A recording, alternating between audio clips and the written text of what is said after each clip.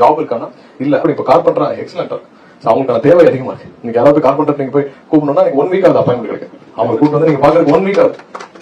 அவங்களோட தேவை அதிகமா இருக்கு. ஸோ எல்லா பிளம்பர் இருக்காங்க, பிளம்பரோட தேவை அதிகமா இருக்கு. சரி, அதெல்லாம் இருக்கட்டும். நம்ம ஏரியாவில் வந்து ஒரு பைப் ஒன்று வேலை பார்க்க மாட்டேங்குது, தண்ணி வர மாட்டேங்குது. எஸ்பெஷலி வந்து இந்த பாத்ரூம் டாய்லெட் இருக்குல்ல, கக்கஸுக்கிட்ட தண்ணி வர மாட்டேங்குது. எப்படி நீங்கள் ஆளுகளே எதுவும் கொடுத்து அனுப்பி விட்றீங்களா, இல்லை நீங்களே வந்து எதுவும் பார்த்து ரிப்பேர் பண்ணி விட்றீங்களா? பசங்களுக்கு வந்து ஸ்டூடெண்ட்டுக்கு மோட்டிவேஷன் பண்ணி பேசணும். இந்த ஆளு பாருங்கள் டிமோட்டிவேஷன் பண்ணி பேசிகிட்டு இருக்காரு. ஆனால் ஒன்றுடா, உன்ன மாதிரி ஆளுங்க தாண்டா என்ன மாதிரி அப்பாவிங்களாம் பிரெயின் வாஷ் பண்ணி மனித வெடிகுண்டா மாற்றி விட்றீங்க. 4 வாட்டி நீட் எக்ஸாம் எழுதுனாங்களாம். பட் இருந்தாலும் நல்லா படிக்கிற பிள்ளையாமா ஒரு வேற வந்து படிக்க சொல்லிட்டாராமா. அதுக்கப்புறம் என்ன சொன்னார், இந்த கார்பெண்டரு பிளம்பரில் நிறையா வேலை இருக்கான். நீங்கள் போய் பாருங்கள் அந்த வேலையை. ஸ்டூடெண்ட்டுக்கு என்ன படிக்கணும்னு அவங்களுக்கு தெரியும், அவங்க பேரண்ட்ஸுக்கு தெரியும்.